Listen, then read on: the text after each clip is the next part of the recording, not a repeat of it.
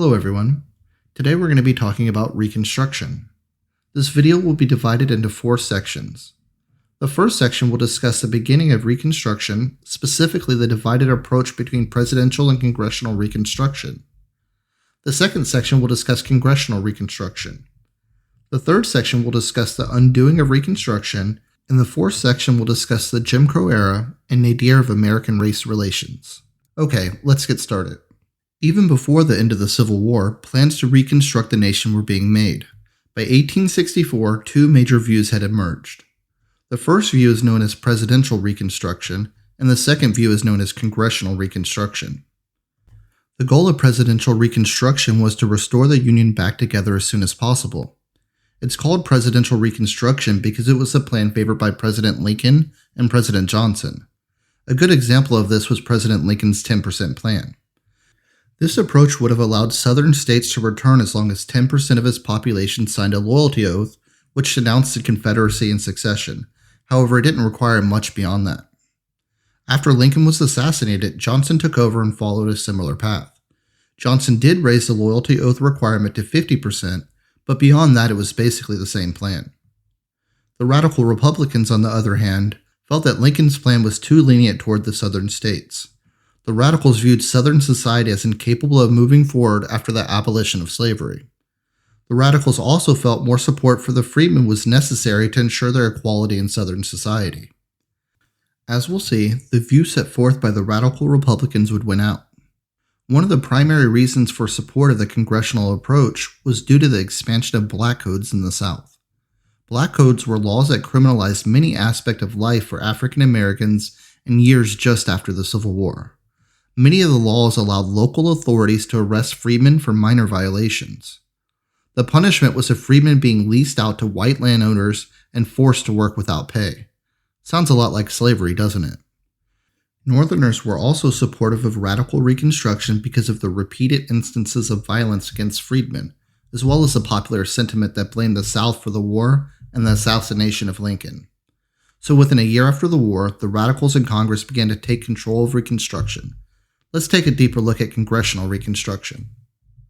In 1866, the Republicans won a landslide and took a supermajority of Congress. This led President Johnson and the Northern Democrats to be outmatched politically. Having a supermajority in Congress meant that President Johnson's veto power was ineffective. The impact of this was that Congress had full authority to align the path of Reconstruction to their own view. First, the radicals passed a series of progressive reforms that aimed at producing a more racially integrated society. A series of Reconstruction Acts divided the former Confederate states into 5 military-occupied zones, commanded by a Union general. Next, the southern states were required to ratify what would be the 14th and 15th Amendments in order to be readmitted into the Union. The 14th Amendment granted citizenship and equal protection to freedmen. The 15th Amendment gave voting rights to freedmen.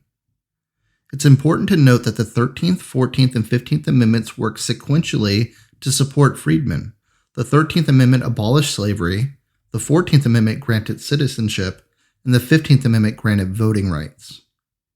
Finally, freedmen's bureaus were established to oversee legal equality, reunite families separated by slavery, and assist in the establishment of schools and churches. To be fair, the extension of benefits in the South was not limited to African Americans. Poor whites throughout the South also benefited from Reconstruction with policies like free public education and meal programs. Throughout the South, Congressional Reconstruction led to freedmen holding office in government for the first time. It is estimated that 2,000 former slaves held public office during this time. One thing Reconstruction did not do was provide land and property to the freedmen. As we'll talk about next, this was a serious shortcoming of the movement and limited how permanent the results would be. Okay, now let's talk about the undoing of Reconstruction. Although the radical Reconstruction movement faced opposition from wealthy Southerners, Reconstruction was sustained by the presence of the Union military and a political coalition of freedmen, poor Southern whites, and Republicans. By the mid-1870s, however, the movement began to lose momentum. There were several factors that led to the undoing of Reconstruction. First, the 1872 Amnesty Act restored voting rights and the ability to hold office to approximately 150,000 former Confederates. This led to many Republicans losing elections in the South to Redeemer Democrats most of whom ran on a platform to end Reconstruction. Next, as time passed and Northern economic hardship emerged, many champions of the cause shifted their priorities away from Reconstruction. Without popular Northern support, the Southern Confederates were unstoppable with the passage of the Amnesty Act. Finally, racist militia groups like the KKK began to strengthen in power.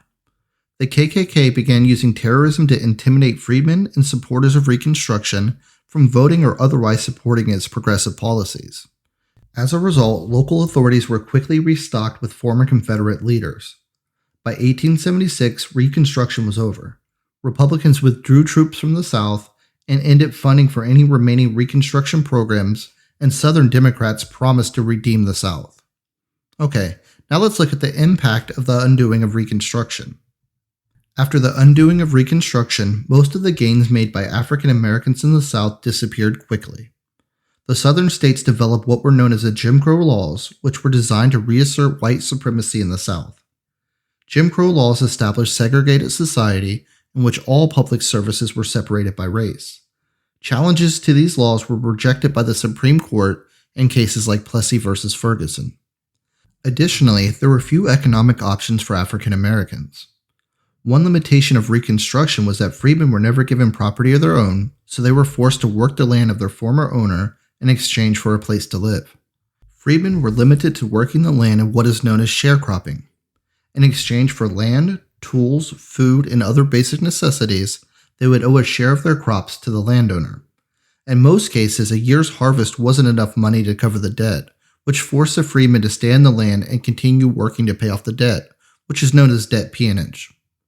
Leaving the land with a debt was a crime, so the alternative would have been to go to jail and be forced into labor, likely back onto the same plantation. Despite the hardships they faced in the South during the years following Reconstruction, African Americans did make substantial progress within their communities. Throughout the South, black churches and schools began to organize their efforts towards supporting the progress of their communities. Black universities, featuring fraternities and sororities, began to grow throughout the nation and were often supported by progressive religious institutions. To summarize, Reconstruction started with a divided approach between presidential and congressional Reconstruction. Ultimately, congressional Reconstruction would win out and make great strides to help former slaves. However, as time passed, momentum was lost and Reconstruction became undone. We'll end with a quote from W.E.B. Du Bois. He wrote, "The slave went free, stood a brief moment in the sun, and then moved back again towards slavery." Thanks, everyone.